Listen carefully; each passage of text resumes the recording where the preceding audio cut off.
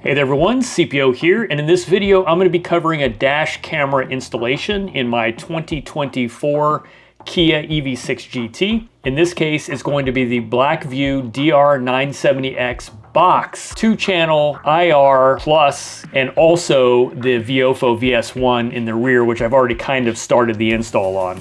I'm also installing the BlackVue PowerMagic Ultra Battery B130X to provide power. And my dash camera also came with a CM100G, which is the LTE module, so I will have full cloud connectivity away from Wi-Fi.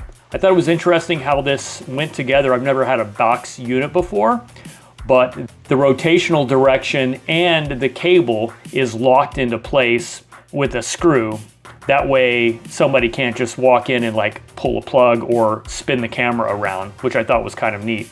So here in the back of the car, before I actually start the install, I want to get everything connected up. I've got the battery already charged and I'm going to use that as a power supply for the camera system. And then I want to just go ahead and go through the setup process in the BlackVue app. That way I can get a live view of the cameras. Once I have the live view set up, then I can go ahead back to the front of the vehicle, and using the live view, I can play around with where I want to put that interior camera. I know already where I want to put the front-facing camera. It's going to go dead center right underneath the electronics behind the rear view mirror for the car. But the interior camera, I was really trying to decide what the best view was. And in particular, it's important to know that with those infrared lights, there's two little infrared LEDs. If you're too close to something like the headliner or perhaps a sun visor or a rear view mirror that is really close to the camera, oftentimes that IR light will reflect back and you have these hot spots. So I also wanted to make sure I didn't have any of those issues. And I was just looking for a good view. They got the full interior of the car as much as I could get, but also wanted it out the side windows, the driver's side and the passenger side front windows, and I wanted to be able to see out the back window. And what I ended up finding out is really the best view was hanging down underneath the rear view mirror. I have a blend mount adapter for the rear view mirror in my 2019 Golf R, which also has a BlackVue camera system in it.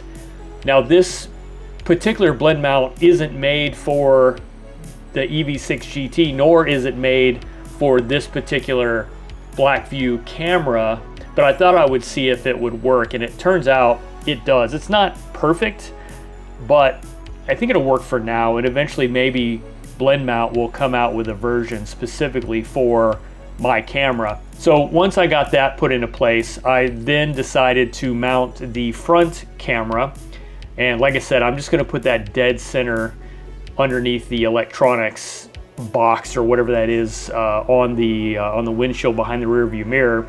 My trick for that is to put a piece of painter's tape on the outside of the window and measure and mark the center point with a Sharpie. And you can see through that tape and see the Sharpie mark from the inside. And then I basically line up the center where the lens would be with the mark on the tape on the windshield, and then just stick it on from the back. And that gets me dead center. And then, yeah, that's pretty much how that works. That's a pro tip for you, in case you were ever wondering. And so once I got that done, I started routing the wires. You do see some extra wires in this video because I'm removing a camera I had before. But I'm running the two camera cables for the BlackVue in the same way, up through the headliner, behind the airbag in the A-pillar, and then down the side of the door jamb. And it's really easy to do this. Basically that airbag cover, the A-pillar cover, just pops off. It doesn't come all the way off. It's got a little bit of like a tether that I don't want to break off. But and then I just run the cables behind the airbag and then down. It's pretty simple, and then it just pops back into place once you get the cables run, and then the rubber door seal, the molding around, will actually hold everything in place. So I'm mounting the box for the camera and the PowerMagic Ultra battery underneath the driver's seat. So I'm gonna pull the 4 bolts that are holding the seat on. I can just shove that seat all the way back out of the way, and then I have access to the carpet underneath the seat. So there's a cutout for wiring already underneath the seat, and I'm just gonna run underneath the carpet those wires from where the door sill is into that cutout. And that was pretty easy to do by hand. I'm gonna use Velcro to keep the battery and the camera box from moving around. I did try originally just sticking the Velcro to the carpet, but it doesn't stick to the carpet, at least not with this traditional Velcro. So I did end up using the other side and stuck it to the carpet, and it holds good enough. So it turns out I was able to put the box and the battery side by side underneath the seat, and they both fit barely in between the frame rails. All right, so now before I button up the under seat area, I need to run the cable for the VIOFO VS1 camera, the hardwire kit, from the back to the rear. And you can see this process of snaking it through. This is probably the hardest part, is getting it through this little wire loom that protects the wires going from the vehicle through the trunk lid. It took a little bit of patience to get them shoved through there, and this wiring harness, wire connectors are pretty big on this hardwire kit. I can only run it one direction because the other side of the hardware kit has a big box on it that's used for voltage regulation. But eventually I got it through that little rubber piece, and then use some Gorilla Tape to tape it down so it doesn't move or rattle or anything like that, which is important for me on the install. This panel that covers it up just snaps back into place, and it comes off just as easy. And then from the inside, I ran it along the top of the headliner against that little tiny window back there, and then around that piece of trim and down through the door. Now I'm running this through the bottom of the door frame, and that's because I'm going to the floor underneath the driver's seat.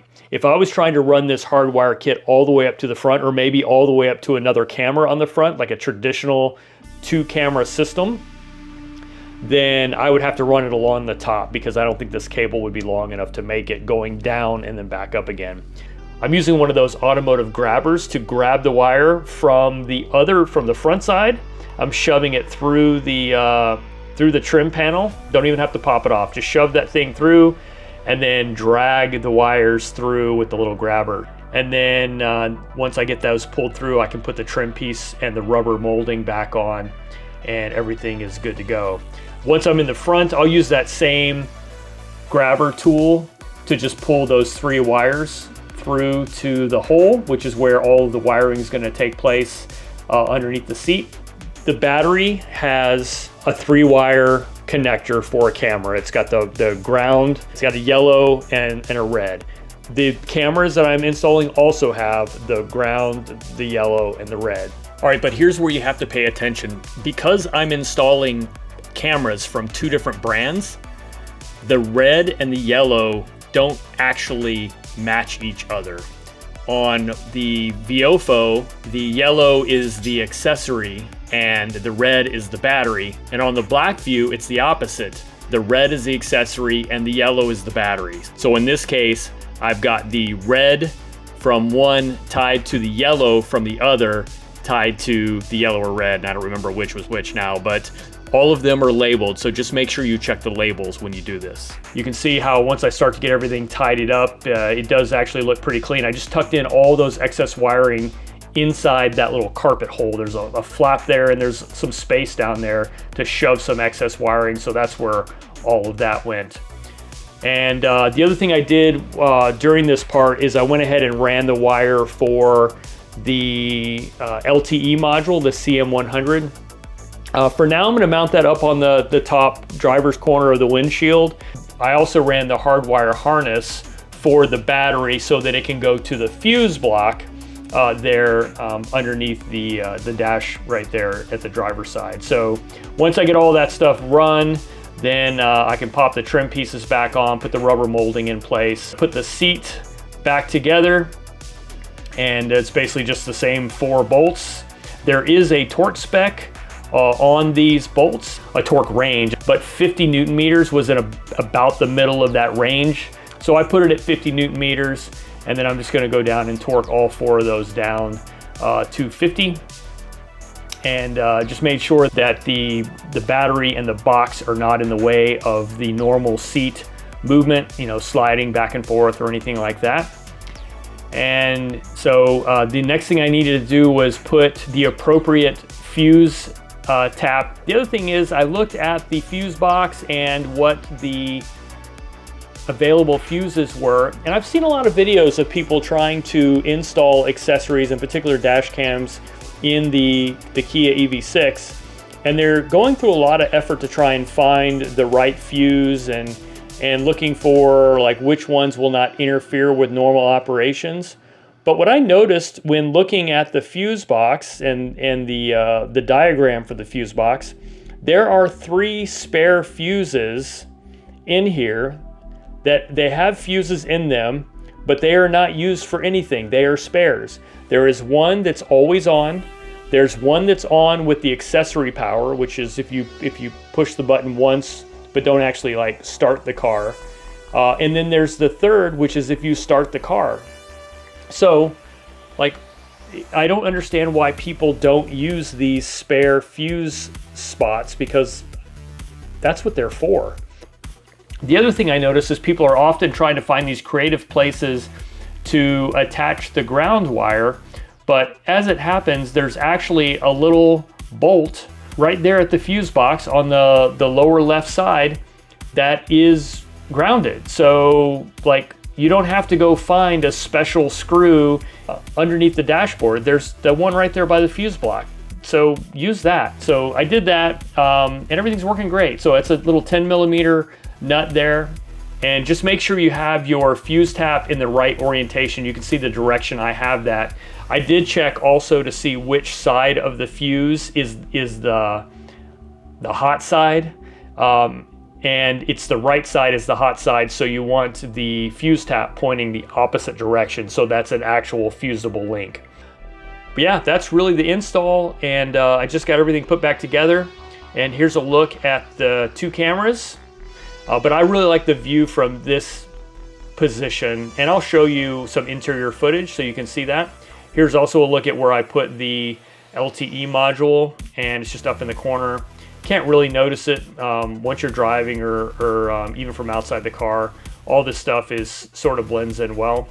And then here's a look at that back camera. Now it's completely separate. There's some reasons why I did that. Number one was just cost. This was like $100 for a StarViz 2 2K camera, which was pretty decent. VIOFO is well known for their video quality. The front and the cabin cameras are cloud connected for free, and then I'm using T-Mobile for my carrier for the LTE module, and that's just 10 bucks a month. So I'll leave you with some footage, and yeah, thanks for watching, guys. I'll catch you on the next one.